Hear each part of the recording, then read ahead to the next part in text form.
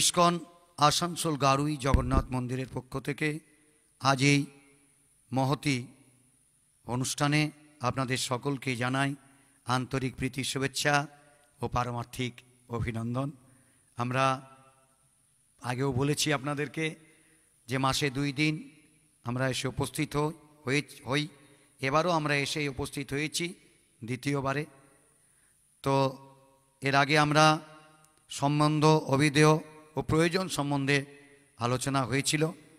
এবারে আমি পরম পূজ্যপাদ ডক্টর প্রেমাঞ্জন প্রভুকে অনুরোধ করব যে ঈশ্বর উপনিষদ সম্বন্ধে কিছু বলার জন্য। তো আমি সর্বাগ্রে ডক্টর প্রেমাঞ্জন প্রভুর, উনি সর্বাগ্রে যাদবপুর ইউনিভার্সিটি, তৎপরে বিদ্যাসাগর ইউনিভার্সিটি মেদিনীপুর এবং তৎপরে ত্রিপুরায় মন্দিরে প্রেসিডেন্ট এবং তৎপরে বোম্বেতে বিজ্ঞান বিভাগে ছিলেন। তিনি গুরু মহারাজের নির্দেশে ভারতবর্ষের বিভিন্ন প্রান্তে এই প্রভুপাদের আদর্শকে ছড়িয়ে দেওয়ার জন্য ওনার মিশনে অংশগ্রহণ করে আত্মসমর্পণ করেছেন। এখন গুরু মহারাজের নির্দেশে আসানসোলে এসেছেন, সেখানে উনি হরিনাম প্রচার করছেন। তো আজ আমরা এই পাপমোচনীয় একাদশীতে আমরা ওনাকে আমাদের মধ্যে পেয়েছি। গতকাল অগ্রদ্বীপের গোবিন্দ ঘোষের যে পিণ্ডদান অনুষ্ঠান ভগবান নিজ হস্তে করে থাকেন, সেই অনুষ্ঠানের আজকে মৎসব। এরকম এক পবিত্র লগ্নে, পবিত্র তিথিতে, পবিত্র শুভক্ষণে আপনারাও রয়েছেন আমাদের সম্মুখে। আর আমরা পরম পূজ্যপাদ ডক্টর প্রেমাঞ্জন প্রভু, ওনার শ্রীমুখ থেকে ঈশ্বর উপনিষদ সম্বন্ধে ব্যাখ্যা। এখন সর্বাগ্রে আমার ঠিক মহুয়া মাতাজি রয়েছেন ডান দিকে, আপনারা সকলেই বিশেষভাবে পরিচিত সুধাকণ্ঠী, খুব সুন্দর ভজন গেয়ে আপনাদেরকে শোনান। তারপরেই রয়েছেন আমাদের শম্ভু প্রভু, অর্গানে রয়েছেন, খুব সুন্দরভাবে সঙ্গত দেন। আমার বাম পাশে রয়েছেন সাগর প্রভু শিখলে। তো এখন আমি মহুয়া মাতাজিকে জয় রাধা মাধব করে এই অনুষ্ঠানের মঙ্গলাচরণ করার জন্য অনুরোধ করছি। হরে কৃষ্ণ। জয় রাধা মাধব, জয় কুঞ্জ বিহারী, জয় রাধা মাধব, জয় কুঞ্জ বিহারী, জয় গোপীজন বল্লভ, জয় গিরিবরধারী, জয় গিরিবরধারী, জয় রাধা মাধব, জয় কুঞ্জ বিহারী।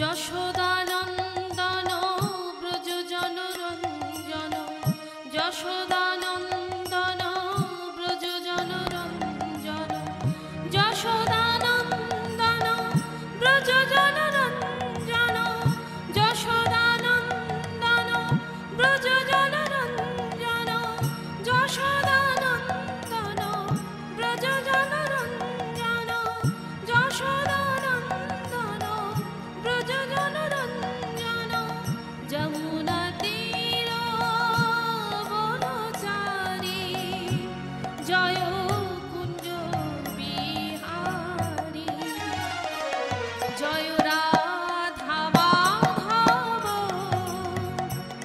জয় কুঞ্জ বিহারী। হরে কৃষ্ণ হরে কৃষ্ণ, কৃষ্ণ কৃষ্ণ হরে হরে, হরে রাম রাম রাম হরে হরে।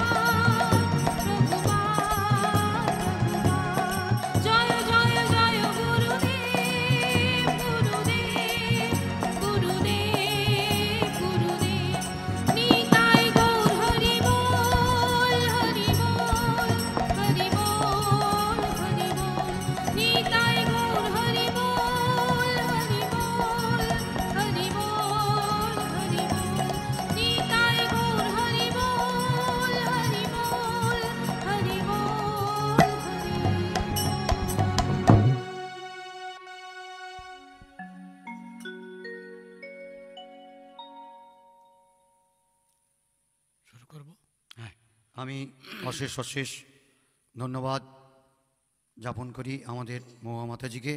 এবার আমি ব্যাসাসনে অধিষ্ঠিত পরম পূজ্যপাদ ডক্টর প্রেমাঞ্জন প্রভুকে অনুরোধ করব ওনার শ্রীমুখ থেকে ঈশ্বর উপনিষদ সম্বন্ধে কিছু বলার জন্য। হরে কৃষ্ণ, হরি বল। হরে কৃষ্ণ। ওম অজ্ঞানতিমিরান্ধস্য জ্ঞানাঞ্জনশলাকয়া চক্ষুরুন্মিলিतं येन তস্मै শ্রীগুরবে নমঃ। জয় শ্রীকৃষ্ণ চৈতন্য প্রভু নিত্যানন্দ শ্রী অদ্বৈত গদাধর শ্রীবাসাদি গৌরভক্তবৃন্দ। হরে কৃষ্ণ কৃষ্ণ কৃষ্ণ হরে হরে, হরে রাম রাম রাম হরে হরে। তো আজ আমাদের আলোচ্য বিষয় হচ্ছে শ্রী ঈশোপনিষদ। তো ঈশোপনিষদে 18টি শ্লোক রয়েছে, এছাড়া রয়েছে একটি আবাহন মন্ত্র, সর্বমোট 19টি শ্লোক আছে। তো এই ঈশোপনিষদে খুব সুন্দরভাবে ভগবান সম্পর্কে, জীব সম্পর্কে, জগৎ সম্পর্কে খুব সংক্ষিপ্তভাবে এবং খুব সুন্দরভাবে বর্ণনা করা হয়েছে। আমরা ঈশোপনিষদের বর্ণনা ধরে ধরে আমরা আলোচনা এগিয়ে নিয়ে যাওয়ার চেষ্টা করব। মনে হয় না খুব বেশি একটা পারবো, কারণ 18টা শ্লোক শেষ করা একদিনে সম্ভব নয়। প্রতিটি শ্লোক অত্যন্ত তাৎপর্যমণ্ডিত। তো প্রথম শ্লোকটি হচ্ছে আবাহন। ওম পূর্ণমদঃ পূর্ণমিদং পূর্ণাৎ পূর্ণমুদচ্যতে পূর্ণস্য পূর্ণমাদায় পূর্ণমেবাবশিষ্যতে। এখানে পরমেশ্বর ভগবান সম্পর্কে বর্ণনা করা হয়েছে। পরমেশ্বর ভগবান সর্বতোভাবে পূর্ণ। পূর্ণ পূর্ণ শব্দটি এখানে ব্যবহার করা হয়েছে। তিনি সম্পূর্ণভাবে পূর্ণ বলে এই দৃশ্যমান জগতের মতো তার থেকে উদ্ভূত সব কিছুই সর্বতোভাবে পূর্ণ। তো ভগবান পূর্ণ, তার সৃষ্টি পূর্ণ। পরম পূর্ণ থেকে যা কিছু উদ্ভূত হয়েছে তা সবই পূর্ণ। কিন্তু যেহেতু তিনি হচ্ছেন পরম পূর্ণ, তাই তার থেকে অসংখ্য অখণ্ড ও পূর্ণ সত্তা বিনির্গত হলেও তিনি পূর্ণরূপেই অবশিষ্ট থাকেন। খুব সুন্দর। পূর্ণমদঃ, ভগবান পূর্ণ এবং তার যে শক্তি, তার যে সৃষ্টি সবই পূর্ণ। পূর্ণ কথাটা একটি অর্থ হচ্ছে পারফেক্ট, নিখুঁত। ভগবান যা কিছু সৃষ্টি করেছেন, এমনকি তিনি যখন জেলখানা বা নরককুণ্ড সৃষ্টি করেন, সেটাও পারফেক্ট, সেটাও নিখুঁত।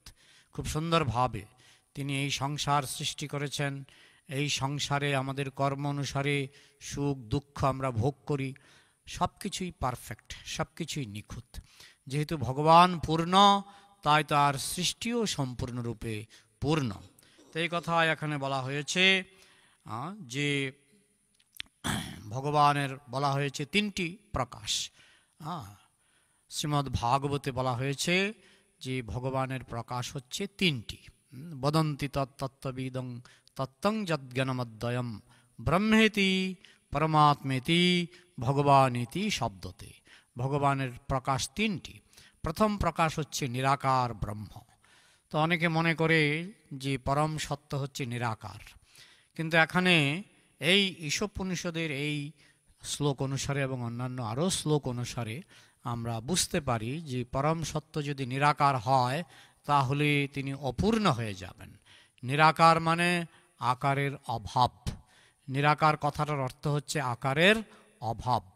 তো যখন ভগবানের মধ্যে আমরা আকারের অভাব, যে একটা বৈশিষ্ট্য যে ভগবানের মধ্যে অভাব অনটন, ভগবানের মধ্যে অভাব অনটন রয়েছে, তো সেটা হচ্ছে কি ভগবানের অপূর্ণতা। তাই যেহেতু ভগবানের সৃষ্টির মধ্যে আকার আছে, রূপ আছে, তো ভগবান কেন সেই অভাবে ভুগবেন যে তার আকারের অভাব আছে? তার আকারের কোনো অভাব নেই। তাই আমরা যখন আমাদের বৈদিক শাস্ত্রগুলি অধ্যয়ন করি তখন আমরা দেখতে পাই তার বিভিন্ন আকারের বর্ণনা আছে। যেমন কৃষ্ণরূপে তার আদিরূপ ঈশ্বর পরম কৃষ্ণ সচ্চিদানন্দ বিগ্রহ অনাদির আদির গোবিন্দ সর্বকারণ কারণম। তো তো এখন কথা হচ্ছে কৃষ্ণরূপে যে তার রূপটি, যে কেউ আপত্তি করতে পারে যে ভগবান হচ্ছেন অসীম, তাহলে কৃষ্ণরূপে আমরা যে রূপটি দেখি আমাদের চোখে সেটিকে আমরা সসীম বলে দেখতে পাই, তার একটা সীমা আছে। হ্যাঁ, আমাকে যেমন ফিতা দিয়ে মাপলে আমাকে হয়তো মনে হবে 5 ফুট এরকম। তো একটা ভগবানের রূপ, যেমন কৃষ্ণরূপ, তাকে যদি আমরা ফিতা দিয়ে মাপি তাহলে আমরা দেখব যে হয়তো 5 ফুট বা 6 ফুট এরকম। তাহলে আমরা বলতে পারি 5 ফুট তো সীমিত, তাহলে তো ভগবান সীমিত হয়ে গেল। তো একটা লীলার মাধ্যমে আমরা বোঝার চেষ্টা করব যে ভগবানকে দেখতে 5 ফুটের মতো মনে হলেও তিনি আসলে 5 ফুট নন। তিনি যখন বৃন্দাবনে, যেগুলি শাস্ত্রে যেভাবে লেখা আছে আমরা সেইভাবেই ভগবানকে উপলব্ধি করার চেষ্টা করব। তিনি কৃষ্ণ যখন বৃন্দাবনে বাঁশি বাজাচ্ছিলেন, তিনি বৃন্দাবনের জঙ্গলের মধ্যে, বনের মধ্যে তিনি বাঁশি বাজাচ্ছিলেন। তো সেই বাঁশির শব্দ শুনে জ্যোৎস্না রাত্রে একজন গোপী, যারা ছিলেন শ্রীমতী রাধার অংশ বিস্তার, রাধারানী হচ্ছেন কৃষ্ণের অন্তরঙ্গা শক্তি, রাধারানী কৃষ্ণ থেকে আলাদা কিছু নয়। যেমন সূর্য এবং সূর্য কিরণ, সূর্য এবং সূর্যের জ্যোতি, সূর্য এবং সূর্যের উত্তাপ, এদেরকে যেমন আলাদা করা যায় না, ঠিক সেরকম কৃষ্ণ এবং কৃষ্ণ শক্তিকে কখনো আলাদা করা যায় না। যদি আলাদা রূপ ধারণও করে বুঝতে হবে যে আসলে তারা সংযুক্ত, মনে হচ্ছে আলাদা কিন্তু আসলে, যেমন সূর্যের জ্যোতি, সূর্যের জ্যোতি মনে হচ্ছে সূর্য থেকে আলাদা হয়ে গেছে কিন্তু আসলে সূর্য থেকেই আসছে, সূর্য থেকে পৃথক কিছু নয়। তো এইভাবে ভগবান শ্রীকৃষ্ণ যখন বৃন্দাবনে বসে বাঁশি বাজাচ্ছিলেন তখন প্রথম একজন গোপী সেখানে গেলেন এবং কৃষ্ণ তখন একজন। কিছুক্ষণ পরে আরেকজন গোপী সেখানে গেলেন, যারা প্রত্যেকেই ছিলেন কৃষ্ণেরই শক্তির প্রকাশ। আরেকজন গোপী গেলেন, দুজন গোপী, তখন কৃষ্ণ হয়ে গেলেন দুজন। কিছুক্ষণ পরে আরও গোপী আসলেন, এরকম করে করে 10 জন গোপী, কৃষ্ণ হয়ে গেলেন 10 জন। কিছুক্ষণ পরে 100 জন গোপী, 100 জন গোপী, কৃষ্ণ হয়ে গেলেন 100 জন। কিছুক্ষণ পরে এইভাবে লক্ষ লক্ষ গোপী এসে উপস্থিত হলেন এবং কৃষ্ণ হয়ে গেলেন লক্ষ লক্ষ কৃষ্ণ। এইভাবে আমাদের গ্রন্থে লেখা আছে। তা এখন এটা হয়তো আমাদের যে অভিজ্ঞতা, আমাদের অভিজ্ঞতার সঙ্গে মিলে না, কারণ এরকম কোথাও আমরা এরকম কোনো মানুষকে দেখি না বা এরকম কোনো ব্যক্তিকে দেখি না। যেমন যদি আমার বাড়িতে আপনি আমাকে খোঁজ করতে যান, আমি যদি বাড়িতে না থাকি তাহলে আমাকে দেখতে পাবেন না, কিংবা আমি যদি ঘরে থাকি আমাকে বাইরে দেখতে পাবেন না। কিন্তু কৃষ্ণের ক্ষেত্রে ব্যাপারটা সেরকম নয়। কৃষ্ণ একই সঙ্গে প্রতিটি পরমাণুতে উপস্থিত থাকতে সক্ষম, এবং সেটা তিনি রাস নাচের সময় তিনি প্রমাণ দিয়েছেন যে রাস নাচের সময় যতজন গোপী এসেছিলেন প্রত্যেক গোপীর সঙ্গে কৃষ্ণ নৃত্য করেছিলেন। তো এইভাবে সেখানে একজন কৃষ্ণ ছিলেন না, যদিও কৃষ্ণ একজন, কিন্তু প্রত্যেক গোপীর সঙ্গে তিনি নিজেকে বিস্তার করেছিলেন। তো এই হচ্ছে, একে বলা হয় পূর্ণ। পূর্ণ পূর্ণ থেকে পূর্ণ বিয়োগ করলে, এটা গণিত শাস্ত্র স্বীকার করা হয়েছে। যেমন 0 থেকে 0 বিয়োগ করলে বিয়োগফল হয় 0, আবার 0-এর সঙ্গে 0 যোগ করলে যোগফল হয় 0। 0 + 0 = 0, 0 - 0 = 0। ঠিক তেমনি যে কোনো গাণিতিককে জিজ্ঞেস করুন, যারা অঙ্কশাস্ত্রবিদ, যারা অঙ্ক জানে তাদেরকে জিজ্ঞেস করুন যে পূর্ণ প্লাস পূর্ণ, পূর্ণের ইংরেজি হচ্ছে infinity, infinity, infinity plus infinity = infinity, আবার ইনফিনিটি মাইনাস ইনফিনিটি = ইনফিনিটি। তাহলে এটা গণিত শাস্ত্রের সঙ্গে মিলে যাচ্ছে যে 0 + 0 = 0, 0 - 0 = 0। ঠিক তেমনি পূর্ণ প্লাস পূর্ণ = পূর্ণ, পূর্ণ মাইনাস পূর্ণ = পূর্ণ। তো এইভাবে কৃষ্ণ যেহেতু পূর্ণ, তার থেকে কোটি কোটি কৃষ্ণ নির্গত হচ্ছে, এবং আমরা শ্রীমদ্ ভাগবত থেকে জানতে পারি প্রতিটি অণু পরমাণুর মধ্যে কৃষ্ণের বিস্তার আছে। প্রত্যেকটি অণু পরমাণুর মধ্যে ভগবানের বিস্তার আছে। তাই প্রত্যেকটি অণু পরমাণু খুব শৃঙ্খলার সঙ্গে পরিচালিত হচ্ছে। এই সংসারে সব কিছুই তৈরি হচ্ছে অণুপরমাণুর দ্বারা, এবং আমরা দেখি এইসব অণুপরমাণু মিলিত হয়ে কত রকমের অগণিত ফল মূল, সুগন্ধি দ্রব্য, কত কিছু সৃষ্টি করছে। সবই তো মূলত এই সমস্ত অণুপরমাণুর সমন্বয়। এবং এই যে অণুপরমাণুর গতিবিধি, এগুলি নিয়ন্ত্রিত হচ্ছে ভগবানের দ্বারা। আমাদের শাস্ত্রে এইভাবে বলা হয়েছে, প্রত্যেক অণুপরমাণুতে ভগবান নিজেকে চতুর্ভুজ পরমাত্মা রূপে বিস্তার করেছেন। এখন আমাদের সাধারণ মস্তিষ্কে সেটা হয়তো একটু অদ্ভুত মনে হতে পারে যে ছোট ছোট অণুপরমাণুর মধ্যে কি করে ভগবান প্রবেশ করে আছেন। কিন্তু ভগবান যেহেতু পূর্ণ, তার পক্ষে কোনো কিছু অসম্ভব নয়। শ্রীমদ্ ভাগবতে ভগবানের 3টি রূপের বর্ণনা আছে। বদন্তি তত্তবিদং তত্তং জাত গণমদ্বয়ম ব্রহ্মেতি পরমাত্মেতি ভগবানেতি শব্দতে। ভগবানের একটি রূপ হচ্ছে নিরাকার, যেমন সূর্যের জ্যোতি। সূর্যের জ্যোতি হচ্ছে নিরাকার। ঠিক তেমনি আমরা নিরাকারকে অস্বীকার করি না, কিন্তু সেটি হচ্ছে ভগবানের শক্তির জ্যোতি। ভগবানের যে দিব্য চিন্ময় শক্তি রয়েছে সেটা জ্যোতির্ময়, সেই জ্যোতিটা হচ্ছে নিরাকার। কিন্তু সেটি হচ্ছে ভগবানের একটি দিক। 3টি দিকের কথা শ্রীমদ্ ভাগবতে বলা হয়েছে। ভগবানের 3টি বৈশিষ্ট্যের কথা শ্রীমদ্ ভাগবতে বলা হয়েছে।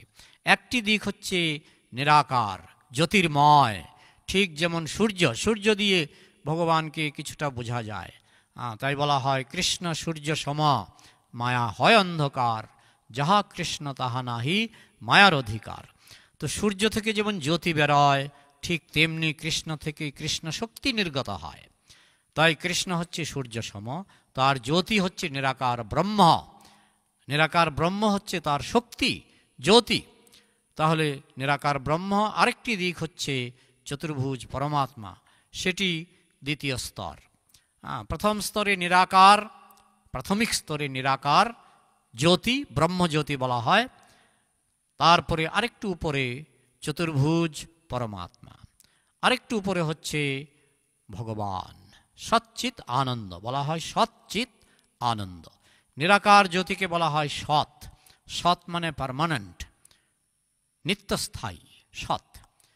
চিৎ মানে চিন্ময়, জড় নয়। যেমন আমরা চিন্ময়, আমরা বুঝতে পারি, ভাবতে পারি, চিন্তা করতে পারি, আমাদের অনুভূতি রয়েছে। তো ঠিক তেমনি ভগবানের আরেকটি বৈশিষ্ট্য হচ্ছে চিন্ময়। আরেকটি বৈশিষ্ট্য ভগবানের বৈশিষ্ট্য, যেটি চূড়ান্ত বৈশিষ্ট্য, সেটি হচ্ছে আনন্দময়। ভগবান হচ্ছেন আনন্দময়। তিনি আনন্দময় বলেই তার সৃষ্টির মধ্যে আমরা আনন্দ পাচ্ছি। আপনি যখন একটা কিছু খাবেন, ফল খাবেন বা যে কোনো কিছু একটা খাবার খাবেন, তখন দেখবেন আপনার কাছে আনন্দ লাগছে, সুখ লাগছে। তো এই আনন্দের উৎস কোথায়? এই আনন্দের উৎস অনেক সময় অনেকে মনে করতে পারে যে অণুপরমাণু থেকেই আনন্দ। না, অণুপরমাণু থেকে আনন্দ জন্মায় না। আনন্দের জন্য তো প্রয়োজন চেতনা, আর সেই চেতনা হচ্ছে ভগবানের অংশ। ভগবানের যে অংশে চেতনা প্রকাশিত সেটিকে বলা হয় পরমাত্মা প্রকাশ। আর যে অংশে আনন্দ প্রকাশিত, ভগবানের সেটা অংশ নয়, পূর্ণ। ভগবানের পূর্ণ রূপের মধ্যে হচ্ছে পূর্ণ আনন্দ, এবং সেই পূর্ণ আনন্দময় ভগবানকে বলা হচ্ছে কৃষ্ণ। তাহলে পূর্ণ আনন্দময় ভগবান, যাকে বলা হচ্ছে কৃষ্ণস্তু ভগবান স্বয়ং। কৃষ্ণ হচ্ছেন স্বয়ং ভগবান। তারপরের স্তর চতুর্ভুজ পরমাত্মা, যিনি হচ্ছেন জ্ঞানময়। কৃষ্ণ হচ্ছেন আনন্দময়, পরমাত্মা হচ্ছেন জ্ঞানময়। তার মানে এই নয় যে পরমাত্মাতে আনন্দ নেই, কিন্তু আনন্দের পূর্ণ প্রকাশ হচ্ছে কৃষ্ণের মধ্যে। তার পরের স্তর হচ্ছে চতুর্ভুজ পরমাত্মা। তার পরের স্তর হচ্ছে নিরাকার ব্রহ্ম। নিরাকার ব্রহ্ম। তো যারা মনে করে ভগবান নিরাকার, তাদের একটা গোড়ায় গলদ আছে। নিরাকার হচ্ছে ভগবানের অঙ্গজ্যোতি। আর যদি আমি মনে করি ভগবান নিরাকার, নিরাকার শব্দটির অর্থ হচ্ছে আকারের অভাব। তা আমি যদি বলি যে পূর্ণের মধ্যে অভাব আছে, কিসের অভাব? না, আকারের অভাব। তাহলে তিনি পূর্ণ হলেন কি করে? আমি যদি বলি ভগবানের মধ্যে অভাব অনটন রয়েছে, একজন ভিখারির অভাব অনটন থাকতে পারে, কিন্তু আমি যখন বলবো পূর্ণ পুরুষ ভগবানের অভাব রয়েছে, কিসের অভাব? না, আকারের অভাব, রূপের অভাব। তো এইটা অনেকেই যারা নিরাকারবাদী এটা বুঝতে পারে না। তারা বলে ভগবানের মধ্যে রূপের অভাব। তো অভাব কেন থাকবে? যিনি পূর্ণ তার মধ্যে অভাব অনটন কেন থাকবে? এইটি ঈশোপনিষদের প্রথম সূত্রে পরিষ্কার করে দেওয়া হয়েছে, প্রথম শ্লোকে পরিষ্কার করে দেওয়া হয়েছে যে ভগবানের মধ্যে কোনো অভাব নেই, কোনো অভাব অনটন নেই। তিনি হচ্ছেন পরম পূর্ণ পুরুষোত্তম, এবং তিনি হচ্ছেন কৃষ্ণ। সেটি বিভিন্ন পুরাণে, উপনিষদে, পুরাণে এরকম বর্ণনা করা হয়েছে। পরিষ্কারভাবে কৃষ্ণ সম্পর্কে বর্ণনা রয়েছে বিভিন্ন পুরাণে, উপনিষদে। তো এইভাবে আমাদের প্রথমেই বুঝতে হবে যে ভগবানের তিনটি প্রকাশ। একটি হচ্ছে তার নিরাকার অঙ্গজ্যোতি, নিরাকার জ্যোতি, সেটি হচ্ছে ভগবানের প্রাথমিক প্রকাশ।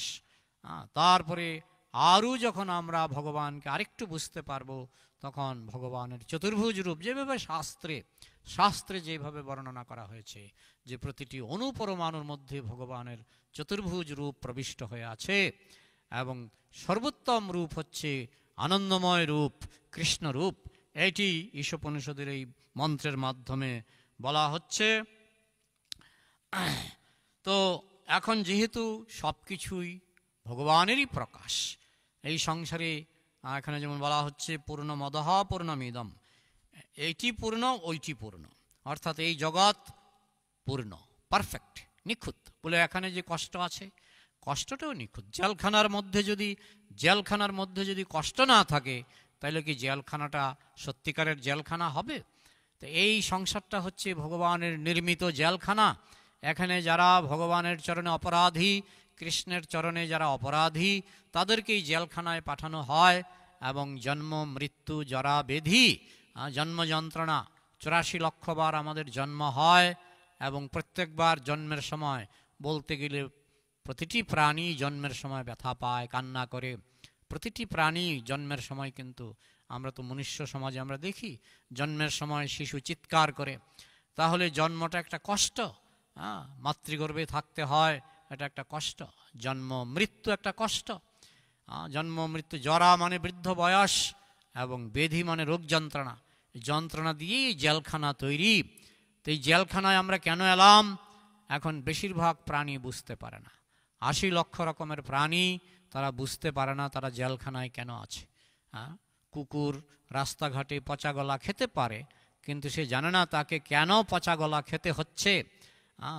তো এইভাবে বিভিন্ন পশু পাখিরা বনের মধ্যে শীতের মধ্যে কষ্ট পেতে পারে, কিন্তু তারা বুঝে না কেন তারা কষ্ট পাচ্ছে।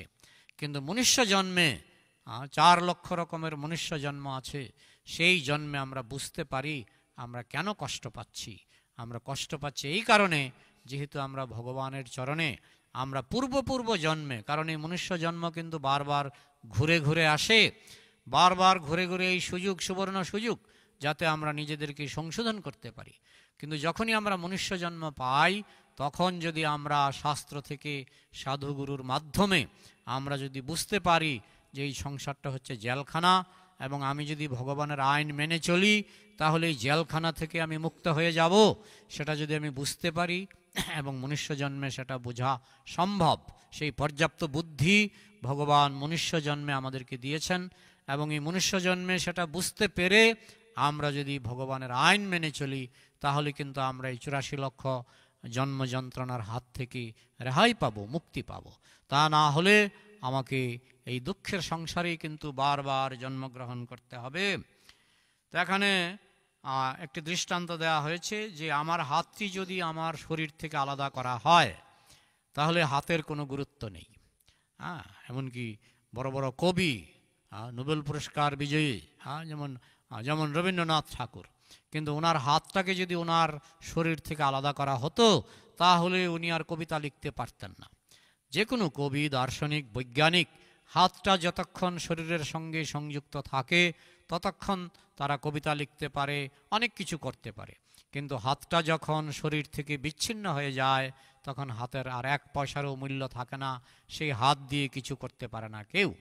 তো ঠিক সেরকম আমরা যতক্ষণ ভগবানের সঙ্গে যুক্ত থাকব, ততক্ষণ আমরা অমূল্য, আমরা অনেক কিছু করতে পারি। কিন্তু যখন আমরা ভগবান থেকে বিচ্ছিন্ন হয়ে যাব, কৃষ্ণ থেকে বিচ্ছিন্ন হয়ে যাব, তখন আমরা সেই কাটা হাতের মতো, কাটা হাত যেমন নিজে নিজে কিছু করতে পারে না, ঠিক তেমনি আমরা যখন কৃষ্ণ থেকে বিচ্ছিন্ন হয়ে যাব, পরম পূর্ণ থেকে বিচ্ছিন্ন হয়ে যাব, ভগবান থেকে বিচ্ছিন্ন হয়ে যাব, ভগবানের আইন যখন আমরা মানব না, তখনই আমরা সেই স্বাধীনতা মনুষ্য জন্মে দেয়া হয়, পশু জন্মে সেই স্বাধীনতা দেয়া হয় না। হ্যাঁ, বলা হয় যে ভগবানের ইচ্ছা ছাড়া একটা ঘাসও নড়ে না, তা আমার কি দোষ? আমি যদি একটা মানুষকে খুন করি, বলা হয় ভগবানের ইচ্ছা ছাড়া একটা ঘাসও নড়ে না, তাহলে আমার কি দোষ? উত্তর হলো যে এই যে আমি যে খুন করব, তার জন্য পশু জন্মে আমাকে কিন্তু কোনো স্বাধীনতা দেয়া হয়নি। বাঘ যখন খুন করে তার পাপ হয় না, একটা কুকুর যখন কাউকে কামড় দেয় তার পাপ হয় না, কারণ ৮০ লক্ষ জনি পর্যন্ত, ৮০ লক্ষ জন্ম পর্যন্ত কোনো প্রাণীর কোনো পাপ হয় না। কেন পাপ হয় না? কারণ তাদের স্বাধীনতা চাপা পড়ে আছে, ভগবান তাদের স্বাধীনতা হরণ করেছেন। তো আমরা যে স্বাধীনতা পাই মনুষ্য জন্মে, সেটাও কিন্তু ভগবানের পারমিশনেই পাই। ভগবান যদি আবার মনে করেন যে এই মানুষটি অন্যায় করছে, এই মানুষটি পশুর মতো আচরণ করছে, তিনি আবার তাকে পশু জন্ম দেবেন। আবার পশু জন্ম ঘুরতে ঘুরতে তাকে আবার মনুষ্য জন্ম দেওয়া হবে, এবং তখন যদি সে আবার স্বাধীনতার সদ্ব্যবহার করে, তাকে এই জেলখানা থেকে ছুটি দিয়ে তাকে ভগবানের ধামে নিয়ে যাওয়া হবে। তো এইটি হচ্ছে ঈশোপনিষদের যে প্রথম শিক্ষা, ওং পূর্ণমদঃ পূর্ণমিদং পূর্ণাৎ পূর্ণমুদচ্যতে পূর্ণস্য পূর্ণমাদায় পূর্ণমেব অবশিষ্যতে। ভগবান পূর্ণ, তার সৃষ্টি পূর্ণ, পূর্ণ থেকে অসংখ্য পূর্ণের সৃষ্টি হলেও ভগবান পূর্ণরূপেই বিরাজমান থাকেন। এমন নয় যে ভগবান থেকে সব সৃষ্টি হওয়ার ফলে ভগবান নিঃশেষিত হয়ে গেছেন, তার পূর্ণতা কমে গেছে, এরকম নয়। তার থেকে অনন্ত কোটি ব্রহ্মাণ্ড সৃষ্টি হলেও কৃষ্ণের কোনো কমতি হবে না, কৃষ্ণের কোনো ঘাটতি হবে না। এবং আমরা রাস নাচের সময় আমরা দেখেছি, যেটা ভাগবতে যেভাবে বর্ণনা আছে, যে অসংখ্য কৃষ্ণ, একই কৃষ্ণ থেকে অসংখ্য কৃষ্ণ বেরিয়ে এসেছেন, তা সত্ত্বেও কৃষ্ণের কিন্তু কোনো কমতি হয়নি, ঘাটতি হয়নি, যে তার শক্তি কমে গেছে, তিনি নিস্তেজ হয়ে গেছেন, সেরকম নয়। ঠিক তেমনি অনন্ত কোটি ব্রহ্মাণ্ড, অনন্ত কোটি গ্রহ নক্ষত্র, অনন্ত কোটি জড় ব্রহ্মাণ্ড, অনন্ত কোটি চিৎ ব্রহ্মাণ্ড সবই কৃষ্ণ থেকে নির্গত হচ্ছে, এবং প্রলয়ের সময় এই জড় ব্রহ্মাণ্ডগুলি আবার কৃষ্ণের শরীরে, মহাবিষ্ণুর শরীরে বিলীন হয়ে যাচ্ছে, কিন্তু কোনো কিছুই নষ্ট হচ্ছে না। সেটা কিন্তু বিজ্ঞান বলে শক্তির অবিনশ্বর নীতি, যে শক্তি কখনো নষ্ট হয় না। এই যে ভগবানের শক্তি, প্রলয়ের সময় সব কিছু ভগবানের শরীরে প্রবেশ করবে, কিন্তু নষ্ট হবে না, সেগুলি থেকে যাবে, আবার পুনরায় সৃষ্টি হবে। যে সমস্ত জীব নিজেকে সংশোধন করে নিয়েছিল মনুষ্য জন্মের সুযোগ নিয়ে, তারা ভগবানের ধামে চলে যাবে। আর যারা নিজেদেরকে সংশোধন করতে পারেনি, তাদেরকে বারবার এই জেলখানায় আবার সুযোগ দেওয়া হবে সংশোধন করার জন্য। যেমন আমাদের জেলখানাগুলিকে বলা হয় সংশোধনাগার, সংশোধনাগার। তাহলে আমরা এই জেলখানায় মনুষ্য জন্মে কেন আছি? নিজেদেরকে সংশোধন করবার জন্য। যদি সংশোধন করতে না পারি, আমাদের যদি নিম্ন বাসনা তাড়িত করে, তাহলে মনুষ্য জন্মের মর্যাদা যদি আমরা রাখতে না পারি, তাহলে কৃষ্ণ আমাদেরকে আবার পশু জন্মে কিছুদিন থাকার সুযোগ করে দেবেন। কিন্তু বারবার এই মনুষ্য জন্ম আসবে, যখনই আমরা মিস ইউজ করব, তখনই আমরা আবার এই পশু জন্ম, বৃক্ষ জন্ম ইত্যাদি পাব। এই জন্য মনুষ্য জন্মটা আমাদের বুঝে নিতে হবে, যেটা আমরা পশু জন্মে কখনোই বুঝতে পারবো না। মনুষ্য জন্মে বুঝে নিতে হবে যে আমাকে এই মনুষ্য জন্ম দেওয়া হয়েছে নিজেকে সংশোধন করার জন্য। ওং পূর্ণমদঃ পূর্ণমিদম, ভগবান পূর্ণ, এই সৃষ্টি পূর্ণ, পূর্ণাৎ পূর্ণমুদচ্যতে, পূর্ণ থেকেই পূর্ণের উৎপত্তি, পূর্ণস্য পূর্ণমাদায় পূর্ণমেব অবশিষ্যতে। পূর্ণ থেকে অসংখ্য পূর্ণ সৃষ্টি হলেও পূর্ণই অবশিষ্ট থাকে। তো খুবই সুন্দর শ্লোক। তারপরে ১ নম্বর মন্ত্র, ঈশাবাস্যমিদং সর্বং যৎকিঞ্চ জগত্তাং জগৎ তেন ত্যক্তেন ভুঞ্জিথা মা গৃধ কস্যচিৎ ধনম। এই বিশ্ব চরাচরের যা কিছু আছে, বিশ্ব চরাচরে যা কিছু আছে তার মালিক হলেন পরমেশ্বর ভগবান। মালিক, আমি ভাবছি আমি মালিক, অন্যরা ভাবছে অন্যরা মালিক। আমরা মালিকানা নিয়ে ঝগড়া করি, তারপর কিছুদিন পরে আমরা মরে যাই, আমাদের জায়গা জমি ঘর বাড়ি আবার অন্যরা এসে মালিক হয়। যে কোনো বাড়িতে প্রবেশ করে আপনি যদি প্রশ্ন করেন 500 বছর আগে এই বাড়ির মালিক কে ছিল, আমি যতটুকু বুঝি অধিকাংশ ক্ষেত্রে উত্তর আসবে জানি না, বা এটা বাড়িটাই হয়েছে 100 বছর 200 বছর।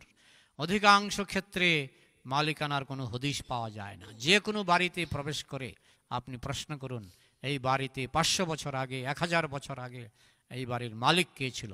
অধিকাংশ ক্ষেত্রে এই বাড়িগুলি 100-200 বছরের পরে আর চিহ্ন থাকে না, পরিবর্তন হয়ে যায়।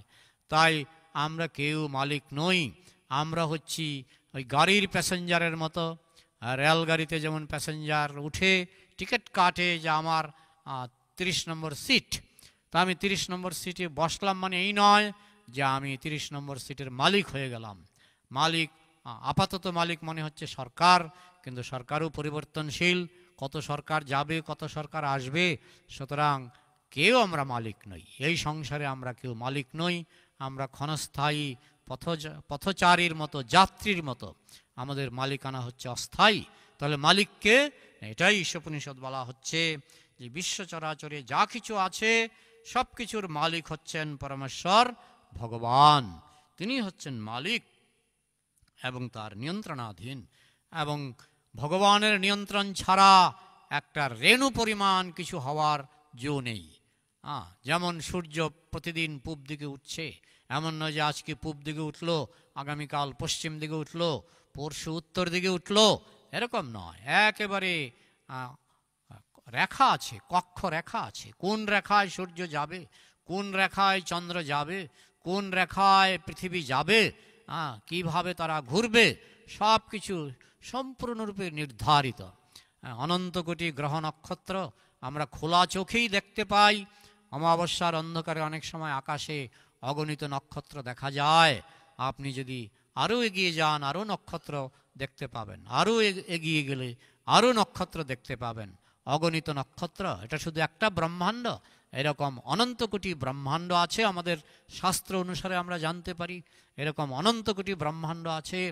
অনন্ত কোটি ব্রহ্মাণ্ডে অনন্ত কোটি গ্রহ নক্ষত্র আছে, কিন্তু আমরা কিন্তু তার কুল কিনারা পাই না। তো যাই হোক, তো এইভাবে এখানে বলা হচ্ছে যে সব কিছুর মালিক। এত যে গ্রহ নক্ষত্র, আমরা শুধু জেলখানাটা কিছুটা দেখতে পাচ্ছি। এই যে আমরা যে আকাশে যে নক্ষত্রগুলি দেখতে পাচ্ছি, তারা দেখতে পাচ্ছি, সেটা হচ্ছে জেলখানার একটা ক্ষুদ্র অংশ, ক্ষুদ্র অংশ। তো তাই আমরা পূর্ণরূপে দেখতে পারি না। তাহলে ভগবানের সৃষ্টি কত বিশাল। কিন্তু সব কিছুর মালিক হচ্ছেন ভগবান, পরমেশ্বর ভগবান, এবং সব কিছুই তার কন্ট্রোলে। এমন নয় যে এত বড় জিনিস ভগবান কন্ট্রোল করতে অক্ষম। অণুপরমাণু থেকে শুরু করে এই সমস্ত অনন্ত কোটি গ্রহ নক্ষত্র, অনন্ত কোটি ব্রহ্মাণ্ড, সব কিছু ভগবানের কন্ট্রোলে, কৃষ্ণের কন্ট্রোলে। তবে কৃষ্ণকে এগুলি নিজে হাতে এসে কন্ট্রোল করতে হয় না।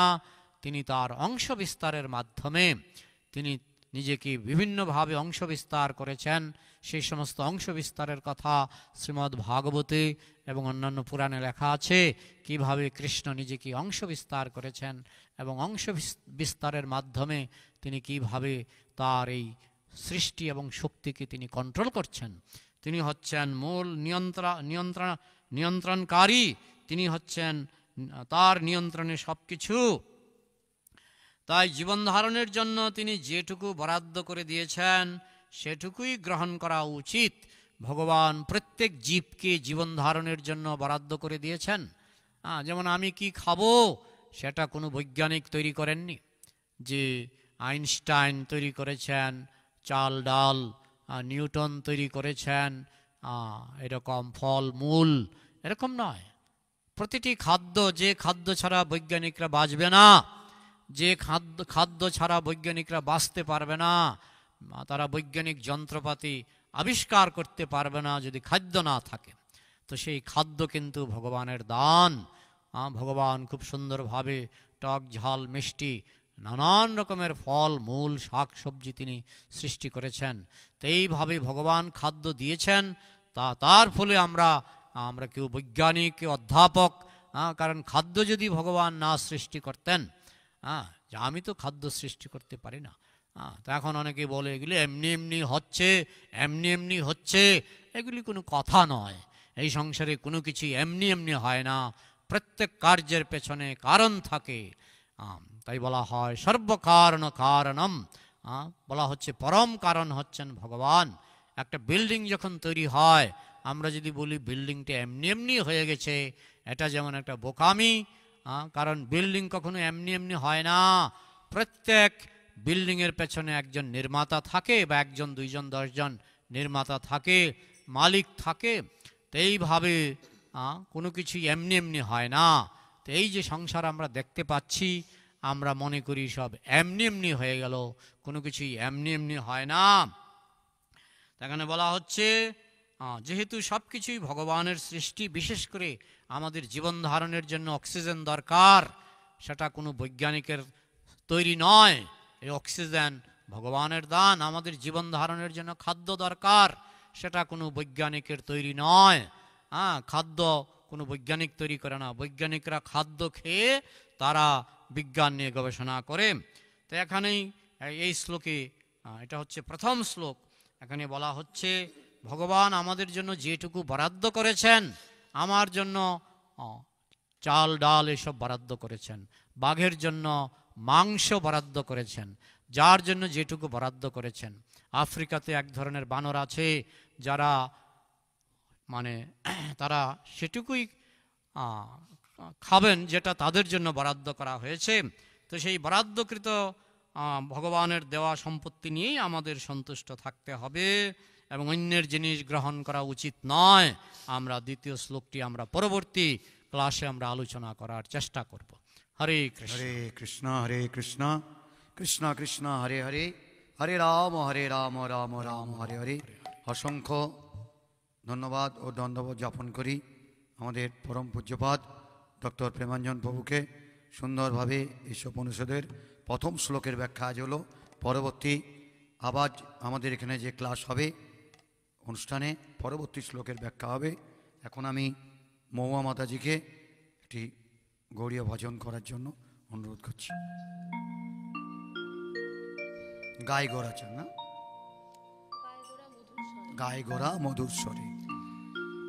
গায় গোরা মধুর স্বরে